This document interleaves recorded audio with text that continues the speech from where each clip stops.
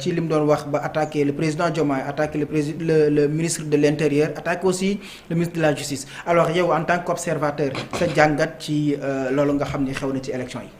waaw li may laaj c'est un exercice assez compliqué parce que tëj nañ campagne bi. oui te man ku ma xam-xam ne depuis 2012 ba léegi élection bu am damay jël position. dama naan kii mooy sama candidat. je prends position sur toutes les élections même bu dul élection. donc te bii nii sama position c'est clair. c'est en faveur de Pastef. donc kon bu ma naree wax bon ça peut même violer la loi parce que tëj nañu campagne bi. kenn waratul def lépp lu jëm ci propagande politique. mais en analysant de manière globale effectivement am na ay péripéties yoo xamante ne ci biir campagne bi.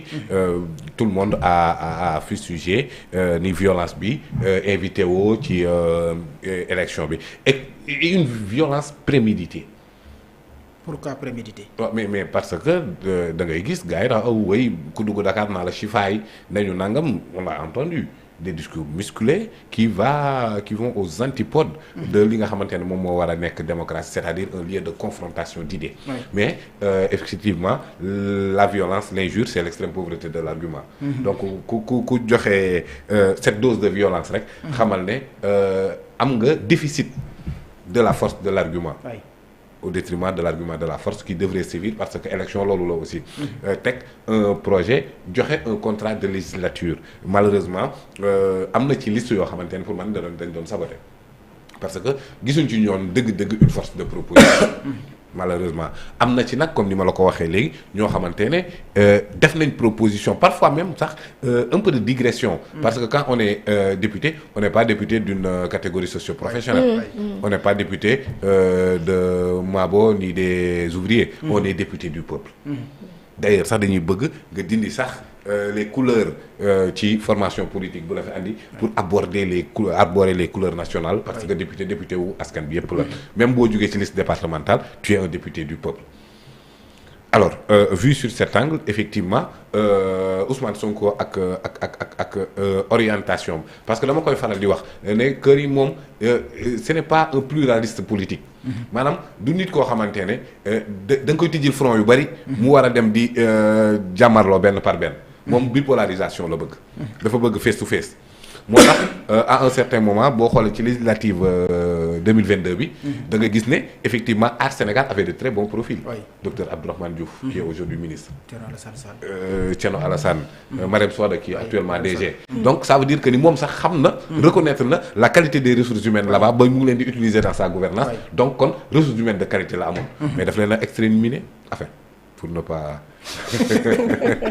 Samba ngi ñëw de baax na daf leen réduire presque au néant que liste boobu noonu ñu jàpp ne am na de bons profils ils se sont retrouvés avec plus fort reste parce que gis na ne ñu ngi doon émerger te moom dualité bi la soxla woon ici un peu la même chose seulement dafa tendre la perche à Amadou Ba pour lui dire kaa ñu débat pourtant proposé wul Bougane kaa ñu débat proposé wul keneen kaa ñu débat donc kii nii def na ko naataangoo yëkkati na ko pour mën a am dualité boobu noonu et je pense que Amadou Ba aussi a répondu positivement ci débat bi mais aussi ci dualité bi parce que boo xoolee la quintessence de son discours zéro violence Amadou Ba son discours zéro discours de haine day def force de proposition et il a mobilisé aussi Cheikh Oumar Anne ñeneen John foog naa maire la quelque part en tout cas il a mobilisé mais aussi il a donné du contenu à il a été très responsable tout à fait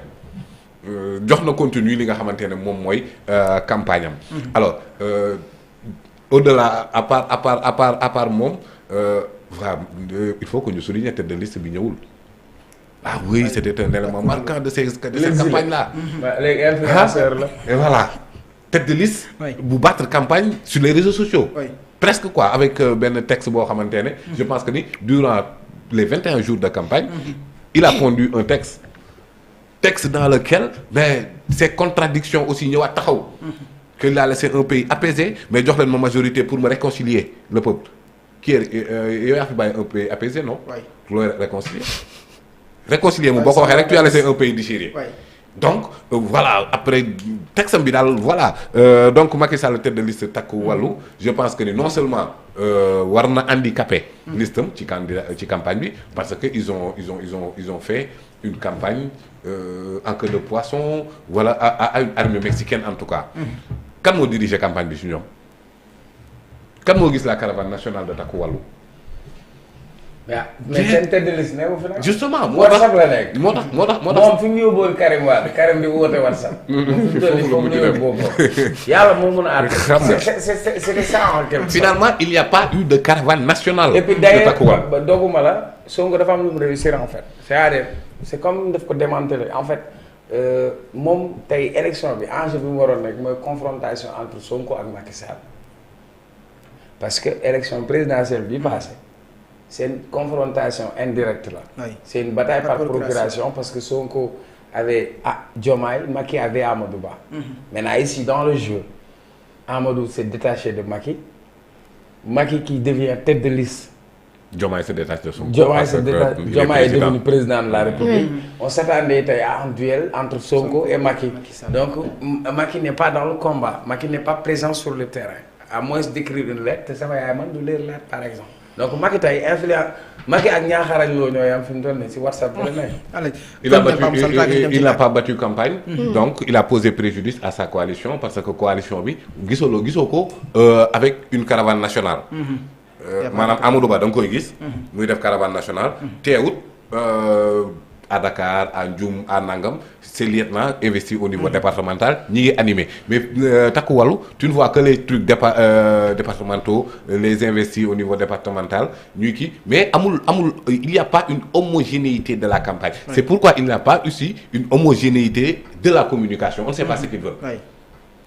Or je pense que moom mooy liste bi nga xamante ne moo gën a handicapant à part Sàmm Sa Kàddu parce que non seulement moo gën a am des députés sortants de cette législature catastrophique dissoute par le président Diomaye moo ci ëpp ay éléments. moo ëpp ay éléments ci ñi nga xamante ne danoo manifester seen volonté de bloquer le fonctionnement normal de notre État par seen taxawaayu seen députés yi à l'Assemblée nationale ba tax ñu dissoudre assemblée. Donc kon ñoom dañoo am responsabilité ci législature bi génn bu bari mais dañoo am responsabilité aussi ci régime bi génn donc il y a 8 mois ci ginnaaw la volonté de continuer la politique de Macky Sall c'est-à-dire la continuité de Amadou Ba a été sanctionnée négativement par les Sénégalais. Comment ils peuvent rebondir?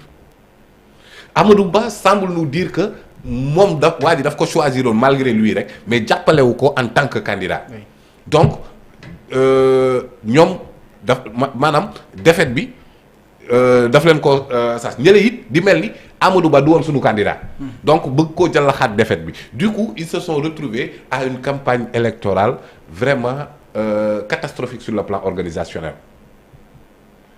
vraiment très très maanaam ridicule sur le plan politique normalement parce que seen tête de liste nekku fi c'est un exilé ou dafa daw je sais pas mais en tout cas il n'est pas là et il nous avait dit que ni dafa accepter tête de liste bi moo tax mu démissionné 4P waaye léegi kon finalement pourquoi il a démissionné c'est pas compliqué est-ce qu'il n'a pas été renvoyé parce que texte am bi mu bind jili xoolal ne texte bi il l'a publié sur LinkedIn. Après jël le lien au LinkedIn bi andi ko Facebook. LinkedIn c'est pourquoi d'habitude chercher un job. Est-ce que le gars n'est pas là-bas pour chercher un job? En tout cas Macky Sall ça me semble vraiment perdu dans son propre jeu. Alors où est le PDS aussi qui depuis le départ de Karim aussi ressemble à une armée mexicaine. Non depuis l'arrivée de Karim. Oui enfin l'arrivée de Karim c'est 2002. Mais depuis que ñoom ñu bëgg a jël parti bi. xoolal waaw dinañ ci ñëw après dinaa ci ñëw. loolu ak yàlla. Wade moo recevoir Takku Wallu la l'intercoalition Takku Wallu. Après dinañ ci ñëw incha allah. xam nga donc je pense que ni ça se retrouve à une bipolarité. Alors ñële je pense que ils étaient plus les dindons de la farce électorale. Sàmm Sa Kàddu avec voilà benn tête de liste buy saaga ay ndey. mais qui s'est rectifié quand même. Rectifier comment. jégalu na il s'est excusé. ah oui non. Il s'est excusé. non Après, non on a non encore entendu pire. non non je ne parle pas du fait qu'il insulte mais de son manque d'argument. Est-ce que tout au long de cette campagne seen tête de liste dégg ngeen ko mu ne lii lañ bëgg sur une nouvelle législation orientation des politiques publiques sur le plan législatif proposition de loi bii la ñu bëgg a def. Est-ce que mës nga koo dégg ci biir campagne bi mu ne notre mécanisme de contrôle du gouvernement c'est ça la démarche d'évaluation des politiques publiques c'est ça jamais benn li mu am ci jargon li mu am ci lexique sur le plan politique. duñu ko nangu duñu ko fi def dañ lay chifaay mais c'est loolu mooy campagne bi quand même. Donc faisant de Barthélémy Dias tête de liste ils sont devenus les dindons de la farce ils sont devenus ridicules et je comprends un événement majeur bu ñu war a souligner ci campagne bi mooy le départ de Déthié Fall de cette même liste 5e sur la liste mais quand même. mais ñoom xamoon na ni Déthié Fall day dem ah. non xamuñ ko woon bu ñu xamul waxuñ dëgg boo xamee ne day dem noo koy dugalee sa liste tamit di jëli bu buggaan dofee suñu nopp yi mën a wér quand même xam nga ne kii day dem nga dugal ko sa liste teg ko 5e position waxi dofee mooy la alors toujours les dindons de la farce mais jàpp naa ne am une tête de liste aussi vide dans la tête man bu ma ko amoon damay bàyyi wax dëgg yàlla ça n'honore pas Déthié Fall d'être derrière Barthélémy Dias quand même ça ne l'honore pas à tout point de vue un acteur politique boo xamante ne mosoo koo dégg mu ne la sama proposition ci agriculture bi lii la ci élevage bi lii la ci économie bi lii la finance publique la dette dara ci débat bu sérieux mosoo ko dégg Barthélémy Dias c'est normal qu'est-ce qu'il a comme background lu mu jàng lan mooy son expertise rien du tout te flingue booy Dakar laa tëbaka dal bay loolu taxul ñu jox la réew et bizarrement ci biir élection bi il a déclaré sa candidature à l'élection présidentielle xaw ma ndax nit ñi bàyyi nañu ko xel am déet wax na ko kay c'est lui il a déclaré en pleine élection législative il déclare une candidature à l'élection présidentielle demal déglu waa discours Saint-Louis bi il a déclaré qu'il est candidat à l'élection présidentielle donc ça veut dire qu'il n'est pas sérieux il ne prend même pas ces élections-là au sérieux alors que je pense que ni tournant bu décisif la ci dundu Sénégal. D'accord et le discours de Ousmane Sonko ci président ministre de l'intérieur ministre de la justice. non loolu aussi.